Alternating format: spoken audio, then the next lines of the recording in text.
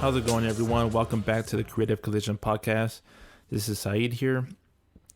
On this podcast, I'm going to do 3 different topics. First topic I'm going to start off with, I'm going to continue my classic album review series. I started a classic album review series on my last podcast. I started with Illmatic by Nas. I figured that was a good place to start. It's one of the all-time great albums in hip-hop. It's one of the most recognized hip-hop albums, one of the most iconic albums ever. So I figured that was a good place to start, as Illmatic is basically one of the holy grail hip-hop albums as far as classics is concerned. So I started there. On this episode, I'm going to do Reasonable Doubt by Jay-Z, Jay-Z's debut album, Reasonable Doubt, classic. It's my favorite album of all time. I probably listen to that album more than any other album ever. So I figured I do my second episode of this classic album review series with my personal favorite album, and yeah, just start with that as my first topic. Other topics I'm going to get into is NBA's back. NBA's back. Baseball's coming back. I'm excited. We're getting sports back, and looking forward to that. So I'm just going to talk about my quick thoughts on the NBA bubble in Orlando, and also baseball coming back with the 60-game regular season, and my thoughts on how the Dodgers are going to do, how I feel about that, as well as the Lakers with the NBA bubble. So yeah, that's going to be the topics on today's podcast. So I'm going to start off with the classic album review. So starting it off, second episode doing the classic albums, I'm reviewing them, and Reasonable Doubt by Jay-Z is where we're gonna kick it off. So yeah, going back, the way I'm gonna break this down, going back to the way I did my Illmatic review. I'm not so much gonna do a track by track breakdown. I'm not gonna do a track by track breakdown when I do these classic album reviews. The way I do my album reviews for regular albums that come out, for new albums that come out, I review them differently. I do more of a track by track review, and talk about the music more.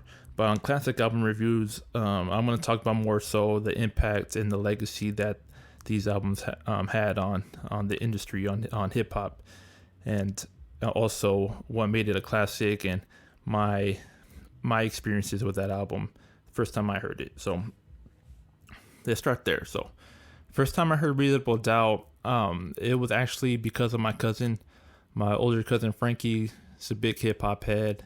He put me onto a lot of classic albums, and back then, this was like 2000, had to be like 2006, 2005, 2006. So back then, it's when we still use CDs. I know for some of you listeners, probably don't even know what a CD is. Well, I'm sure you do, but you probably never used one before, or had to use one before. But yeah, for the younger generation, for the kids out there, that back then we had CDs, and the way people would have CDs, they would have a notebook, like full of CDs, just filled with a bunch of CDs. And my cousin had a bunch of hip hop albums in a notebook full of CDs, and Reasonable Doubt was one of them. And I basically burned all the CDs he had into my computer, because that's what you would do back then. It was kind of illegal. So I hope I don't get in trouble. But yeah, I mean, back then you would burn CDs to a computer, and then you would put those albums on a new CD and transfer it to a new CD, and that would be your copy. So that's what I did with a bunch of his albums that he had, and Reasonable Doubt was one of the albums he had. So that's how I first listened to it. And at that time, I had heard a Reasonable Doubt because back then, I know I was doing my rapper thing. I was rapping. I was trying to learn about hip hop. So I would study different rappers and go online and research like greatest hip hop albums of all time to listen to to become a better rapper myself, basically. So when I would look up best albums, best hip hop albums online, Reasonable Doubt would come up a lot, and I knew that I knew about the album because it was talked about so much. So I already knew before I listened to it that this was considered a great album, a classic album. So when I first heard it, it was first of all, it was funny because I had heard a lot of different music before this album came out that I didn't know came from Reasonable Doubt. For example, The Game was one of my earliest favorite rappers. So the documentary, when that album came out, I used to listen to that album a lot. And I liked The Game. And when he had his whole beef with 50 Cent, he had that 300 bars and running. I remember hearing a couple of beats on there that sounded so dope. And I didn't know at that time, but Game rapped over Dead Presidents on that song, and also Brooklyn's Finest. And then when I heard those songs on Reasonable Doubt, I'm like, oh shit, that's where that beat came from. Like, I remember loving those songs. So I had no idea that that Dead Presidents and Brooklyn's Finest, that's where those beats came from. It came from Reasonable Doubt. When I heard those beats on Game's 300 bars and running, I was like, those beats are dope. So when I first heard Reasonable Doubt, one of the first things that caught my attention was the beats, because I heard some of them before, even though I never heard the original song from it. So that initially got my attention. And drew me in. The production was so great, and I still to this day I think the production on Reasonable Doubt's amazing. Some of my favorite beats, Dead Presidents is one of my favorite beats. Brooklyn's Finest, Feeling It, The Evils, Can I Live. So the production is what first stood out to me, and then the second thing was, of course, Jay-Z's lyricism, which at the time went over my head. For many years, a lot of the shit he was saying on that album went over my head. I knew the shit he was saying was dope, similar to what I said with Omatic, where I was just young. I didn't really know exactly all the shit that these dudes were saying, but it was still dope to me because of the way they were flowing. Like Jay's flow was so sick on Reasonable Doubt. He switched his flow so many times. He had these intricate rhyme patterns. He can rap slow, he can rap fast. He had the double time thing he was still kind of doing at that time. Early Jay-Z used to have this double time flow, and he still brought some of those elements on Reasonable Doubt. Later on, he kind of slowed down the flow a lot more, but he still had a lot of that in Reasonable Doubt. So I knew the shit he was saying was slick and dope, and his voice and everything about his bars were next level, and it just went over my head. But it was still, for whatever reason, it stuck to me. Like I didn't want to stop playing it. I listened to the album over and over when I first heard it, and it just quickly became one of my favorite albums right away. Excuse me. So yeah, when that album, when I first listened to that album, that's the stuff that drew me in, and from that point on, I just became a big Jay-Z fan, and I listened to the rest of his catalog basically after that. But that album just drew me in right away. And now, just talking about what makes that album so great and what makes it a classic. Legacy-wise, it's obviously, it kickstarted the career of one of the most popular rappers and greatest rappers of all time, his first album. But let's talk about one thing I want to bring up is when it came out, how it was received at the time it came out. So it took some years for Reasonable Doubt to be considered a classic. When it first came out, it was well received. It was well received by everybody, but it was just seen as another dope album in a line of a lot of albums at this time were great. This was a very competitive era of hip hop. The mid '90s. In my opinion, the greatest hip hop era of all time is the mid '90s, the golden age. So when this album came out, other albums that came out around that time, Tupac was still alive at this time, Biggie was still alive. This is the same year All Eyes on Me came out. It Was Written came out. Now the second album came out. The Fugees had The Score, which was a big album. The same year, A.T. Aliens, Outkast. You had, just a year before, '95, you had Only Built for Cuban Links, one of the greatest albums. The infamous Mobb Deep. You had, we're only a few years from that, Ready to Die and Nomadic. This was just a crazy era where everything that came out at this time was fucking amazing. So this album was just kind of lumped into that group. Oh, this is another dope album. And it didn't do well. It didn't sell a lot. Jay-Z, it took a couple years for Jay-Z to become famous, become popular, I guess, become mainstream. It was until '98. So when this album came out, it didn't sell a whole ton of records. It was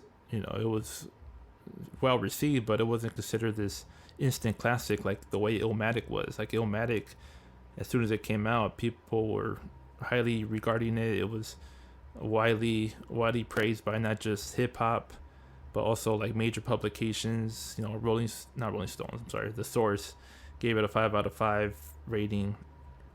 So got all this stuff right. Say Ready to Die as well was like that, but Reasonable Doubt wasn't, and part of it was going back to Jay's backstory. He couldn't get a deal, and no major label wanted to sign him, so he started off Rockefeller with his own money. Him, Dame Dash, and Kareem, Biggs, Burke, they funded their own cash, their own money to start this label, and did this shit themselves. So that adds to the legacy of this album, the fact that it was an independent release, basically, with no major label backing. And you see how nowadays there's so many rappers that choose to go the independent route instead of signing to a major label to control their own music and things like that. And Reasonable Doubt was one of those first albums that really showed rappers that you can do it your own way. You don't need the backing of a major label and the push from a major label. So it was influential in that sense that this was an album started by independent company with their own label, their own money, and did it their way, and it worked. It took a few years, but Jay became a star. By '98, he was a star. Reasonable Doubt, people went back and listened to Reasonable Doubt a couple years later, once Jay-Z became big, and like, oh shit, this album is fucking great. And then it started being considered a classic by many people after that. From that point on, it's been considered one of the great hip hop albums of all time since then. So that's a big point of this album, big part of this album. That's what makes it so impactful. That right there alone gives it a lot of impact right there, a lot of influence. And then the other thing was, like I mentioned, this album came out in an era where there was a lot of great hip hop albums, but what makes Reasonable Doubt stand out more, and not just more, because there's other albums you can argue equally as good that came out during this era, but what makes this stand out in a way that makes it unique from the rest was Jay's experiences. I think were more real, coming from a place of actual life experiences.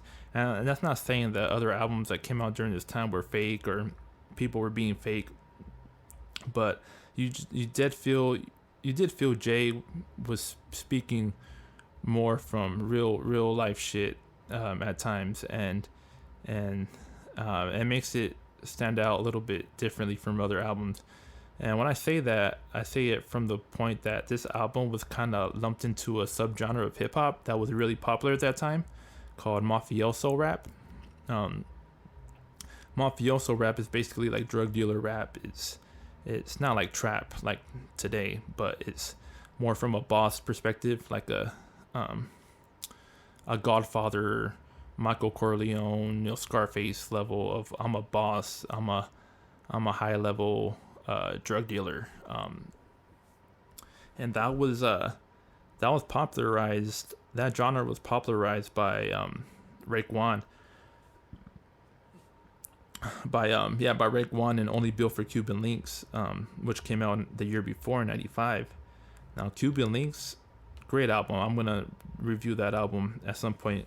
My classic album review. All time great album. And that album was basically the whole album was coke talk, drug rap, like this boss, mafioso rap or I'm a big drug kingpin type of rap, right? And it popularized this genre where after that album came out, you had a lot of rappers trying to follow suit in that same type of style. Nas kind of did it with It Was Written, Street Dreams, and this more so, I don't know, drug lifestyle, of drug kingpin lifestyle, and he did it, even more with The Firm. The Firm was Nas's group with Foxy Brown and AZ, and they were really going for this like we're Goodfellas, Godfather type of family, like we're a rap family and that mafioso style.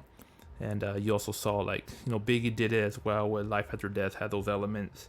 And Ready to Die was more of like I'm a street hardcore rapper, and but Life After Death was more this mafioso. I'm a larger than life figure. So that type of hip hop became popular in that mid '90s period, and Reasonable Doubt was just seen as that same type of album, like another dope album, but another kind of drug rap album, coke rap, hustler, drug dealer rap album, right? But what makes it stand out from the rest of those albums was you felt like Jay was really speaking to these experiences that he lived through that I don't think people understood at the time it came out. Jay-Z's older than a lot of rappers that were out at that time. For those that don't know, or Jay-Z had been out since the late '80s. He had been in the industry for years. Coming up with Jaz-O, going on tour with Big Daddy Kane in the early '90s. So Jay, even though this was his first album, he had so much experience in the hip hop community, in the game, not just the hip hop game but the drug game, where you felt when he was rapping it was more, he had gone through more, he had been through more, he had done more shit, and you didn't really feel that from everybody else at that time, and that's what makes this album stand out a little differently. That's what makes it unique in a way. Jay-Z's older than Nas. He was older than Biggie. He's older than Mobb Deep. He was older than Havoc and Prodigy. I'm pretty sure he's older than Raekwon. So he's older than a lot of guys that already had albums that came out before him. So by the time Reasonable Doubt came out, he was already 26. So and rap age is considered old for your first album.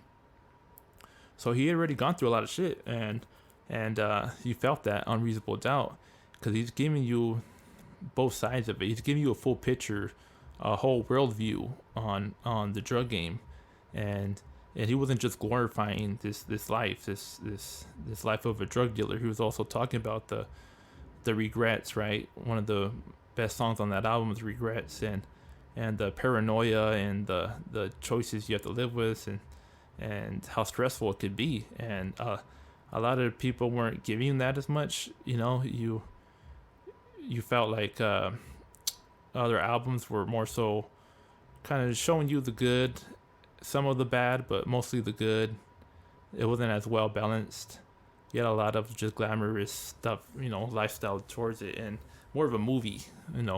Other albums you got more of a movie perspective, like Scarface shows you the downfall and all that, but you got more of this larger than life, kind of movie world where it's all glossy and shiny, and you're living it up. But Reasonable Doubt gave you more of the whole worldview, and that speaks to people. I remember Pusha T talking about Reasonable Doubt and how important that album had on him. Not just the music as another rapper, how influential was it on him as another rapper, but also just as a person, as like Pusha T being another guy who used to sell drugs, and how Reasonable Doubt really spoke to him in that way and connected to him. And I think it connected to people that were really doing a lot of the same shit that Jay-Z was doing, and that's another thing that adds to this album's legacy. It spoke from some of the real experiences, and that's Jay-Z. Jay-Z's always been the type of advocate that everything he raps about, he doesn't make up a lot of stories. He talks about a lot of shit, a lot of just real experiences, life that a lot of his songs have to deal with real, a lot of real experiences. And I'm not just saying that to say rappers are fake, because I do think it's fine to make up a story and make it dope. Rappers, I remember watching Common talk about Biggie's Warning. He's like, I'm not sure if that was a true story or whatever, and most likely it probably wasn't, but that song is so dope. It's such a dope story, and you don't know, right? But Jay's always been more of an advocate that he's talking about these real life experiences, and that adds to this album. The lyricism is something that took me years to understand. A lot of the double entendres, and that's another thing that what makes this album a classic, is the lyricism is so great on this album. It holds up today. It's still clever as ever. There's still shit on this album that I catch that I still didn't even catch originally, and that's 25 years later already. So lyrically, I think is one of the most well written, most lyrical albums of all time, filled with double entendres and metaphors and hidden messages, and that shit just goes over your head, and it takes years to get that. And I think people sometimes confuse great lyrical ability with just rapping fast or saying a lot of big words. And this album's, Jay-Z does have a big vocabulary on this album. He's not simple at all. So, but sometimes people just think the more big words you use, the faster you rap, the more lyrical you are, and that's not the case. And that's what makes Jay-Z a great lyricist. He says shit in a way that on surface it might seem like there's only one meaning. Then you go back and play it and replay it, and you have this replay value that lasts forever. And that's the type of lyricism that lasts forever, when you get multiple messages, multiple meanings when you listen to it. So Jay-Z is known for that, the double entendres, but in this album, the technical ability that he has, man, is fucking brilliant. Like, it's hard to do, dude. Like, 22 twos, to come up with that concept of using the word 22 times in a clever way, and some of the the double meanings, the evils, we used to fight for building blocks, now we fight for blocks with buildings that make a killing. And now the higher learning, you got the Remy and Mileco, Evading My Kidneys, like higher learning, the movie, relating to Remy, the character in higher learning that went crazy, but also Remy Martin, like the double meaning, that, I can quote this whole album. It's filled with just brilliant metaphors and double entendres, and I know all the lyrics on this album, so I can go all day with that, but yeah, that holds up to this day, and this album, man, it's special. It's even though I'm from the West Coast, I'm from California, Southern Cal. I'm not from the same lifestyle as Jay-Z. I didn't grow up in the hood or the projects of Brooklyn, and I didn't sell drugs, but I can still relate to this album because of all the kind of the messages as far as kind of living your life to the fullest and basically doing what you want, like trying to make something of yourself, being a hustler, starting from nothing, starting your own label, building your own business. That's motivational shit that Jay is filled with gems on this album. I'd rather die enormous to live dormant. Um, one of the lines from Can I Live? Just that message translates to everybody. You don't have to be from a certain lifestyle to get that. So that's why I love this album so much.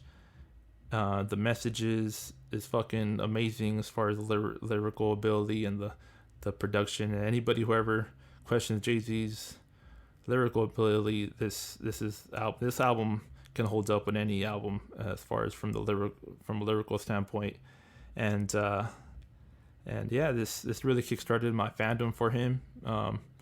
After I heard this, so I listened to everything else he ever made basically, and it's my favorite album. It's up there. It's always gonna be one of my favorite albums. And that's my classic album review for Reasonable Doubt by Jay-Z. Hope you enjoyed.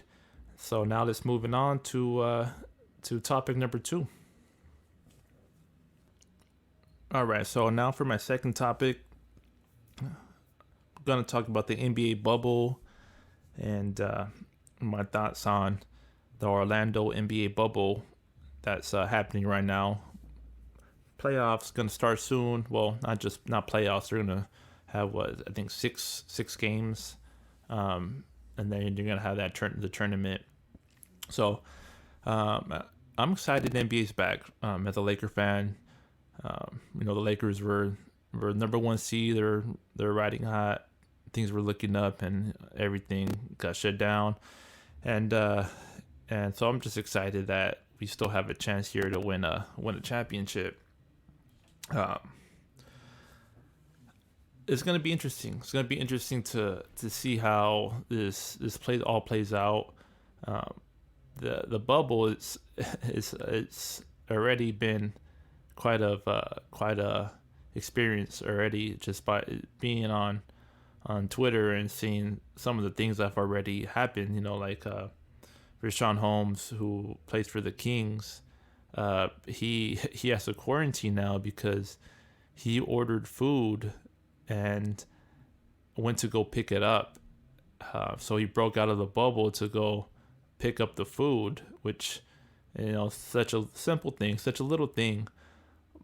But just because he did that, has to quarantine now for 14 days because he made contact with another human being. So that's going to be interesting to see if how many players are going to be able to stick to the bubble, stick to the guidelines and keep to themselves. A lot of these players have, they're used to a certain lifestyle, especially the higher paid ones, that they're a little spoiled, some of them, because of the lifestyle they're used to. Even when they've been at home quarantined, I'm sure they've been able to have good food still, personal chef, and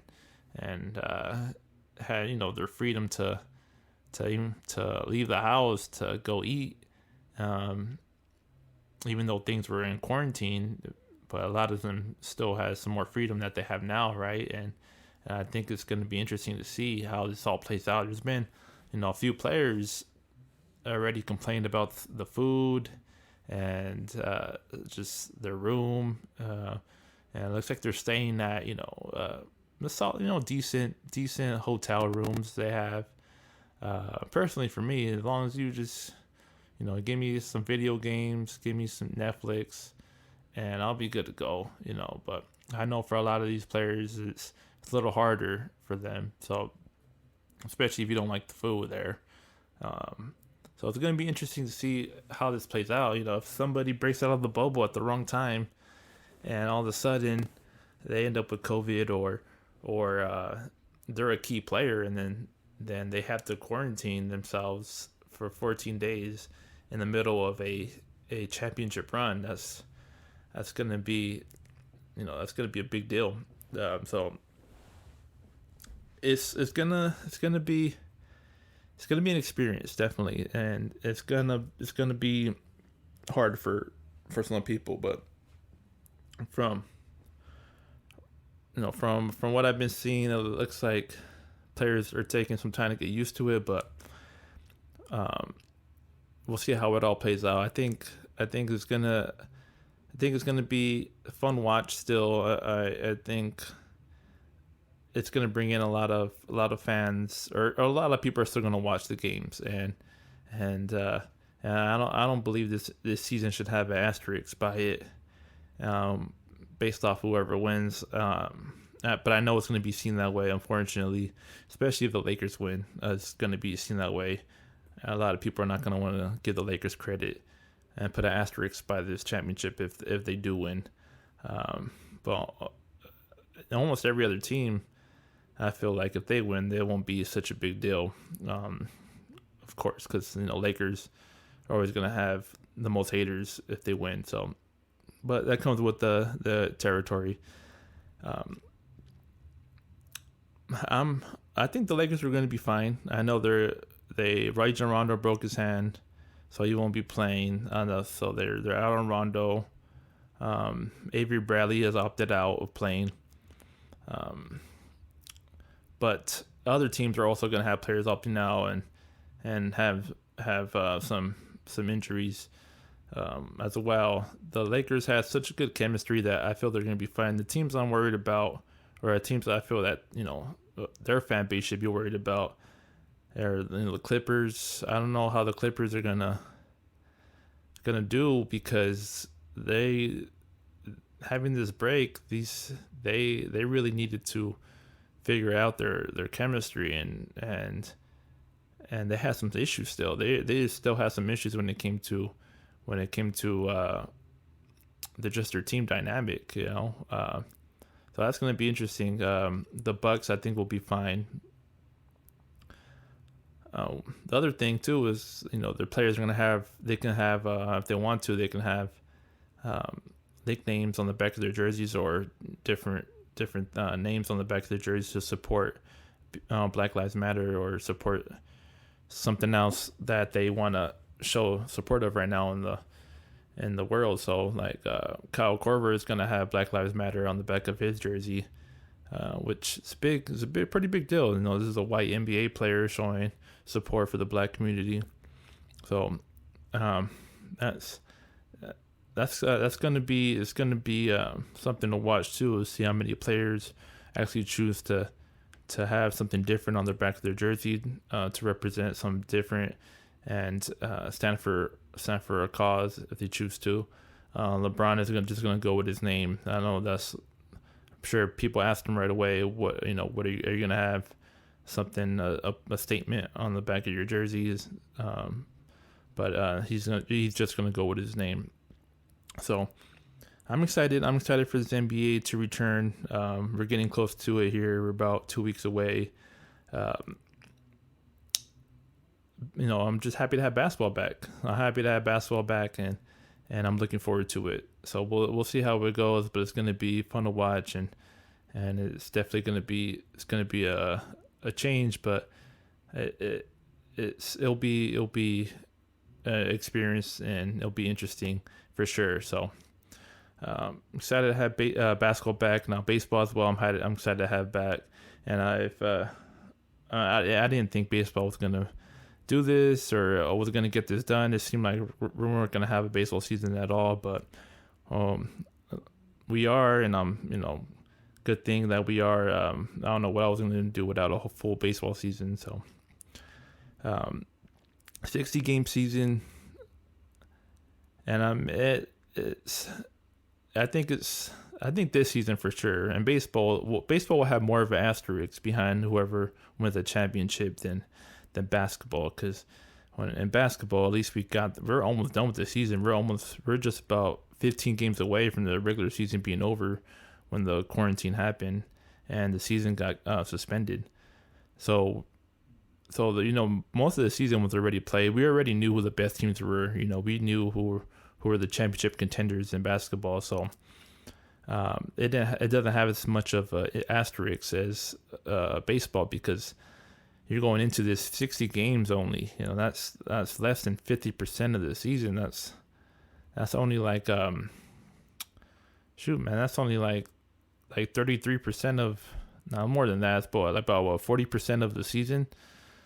Like 40% of the baseball season is what we're gonna play. So basketball, we played about 80% of the basketball season. 85% of the season was played already by the time it got suspended. So and baseball, you need more games to. I'm happy we're getting a season, but it's gonna have an asterisk because you're gonna need more games to show who the best team is. You need more games in baseball to figure out who the better teams are. There's a lot of teams that start slow. As a Dodger fan, they won the division 6 years in a row, and out of those 6 years, I think only 2 times were they the number one team in their division 60 games through the season. So the Dodgers are notoriously a bit of a slow start as a team. Over the last 6 years, they've been more of a they start off just okay for them. They'll be around 500, maybe a little bit over 560 games through the season. And then around June, July is when they really start to take off.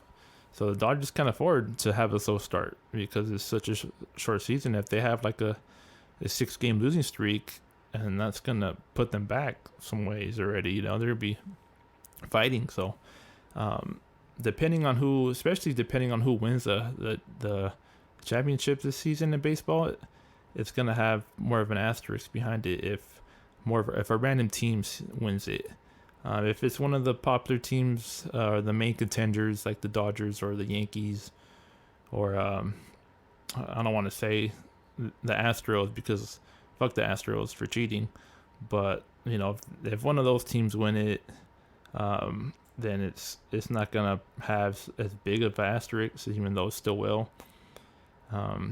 So it's gonna be way different, but also I feel like it can also have more viewership because it's a shorter season. That's one of the complaints people have about baseball, that it's too long. There's too many games. A lot of games don't matter. But 60 games is like you're already in the pennant race from the beginning. So every game's gonna have that much more importance, that much more value. So that can, I think, maybe possibly bring in more viewers for the regular season, because the ratings for regular season baseball games are pretty low. So we'll see how that, and there's not a lot of anything else to watch either. So we'll see how the ratings go when it comes to baseball. But it's going to be fun to watch. No fans. So I think baseball can do some things they can try some things here. I feel games are going to go by faster because there's no fans. A lot of times you kind of feel like players are, because the crowd is so loud, the pressure, they might not feel the same pressure when no fans there. They're not going to take as much time out of the batter's box to settle down. Pitchers are not going to be as hyped up, or kind of in the nervous or anything like that because of the fans. That's what happens a lot of times is especially like if you ever go to like a Dodger game, or I know I'm not just Dodger games, I'm sure a lot of home crowds, right? They take pauses for the crowd to get louder. They put the music louder. All that type of stuff is going to be gone, so that's going to speed up the game, and it's going to add a whole another dynamic to the game because that pressure won't be there. So I've been watching a few of the Dodger inter-squad games, and it just seems like games are flying through. They're usually stopping around like 6 innings. They'll play 6 innings and they'll call it a day. But those 6 innings seem to fly right by compared to how a game would normally feel like. So that could bring more, it can bring more of audience to baseball. That's the two things that people complain about, that they're not a big fan of baseball. They complain that the games are too long, and that they play too many games. The season's too long. So it has, the games are, you have so many games, a lot of them feel like they don't matter, that people get turned off to baseball because of that. So with the 60 games and the games possibly feeling faster, I think it can possibly bring new fans to baseball or bring viewership back up. So that's just a theory I have, that we'll see how it turns out. But either way, I'm excited we're having a season. The Dodgers look good. I've been watching them play against each other, so they look good. They look ready to roll, and I'm excited. I'm excited to have sports back. Just keep it at that. I just want to talk about it here for a bit. So that's going to do it for this episode on this podcast. Thanks everyone for joining. Follow our podcast page on Twitter. We're trying to get our social media up, so follow us on Twitter at Creative Collision, Instagram as well, same handle at Creative Collision, and also we started our Facebook page, so Creative Collision, look us up, and yeah, I will catch you guys on the next one. Peace. Have a great day. Stay safe.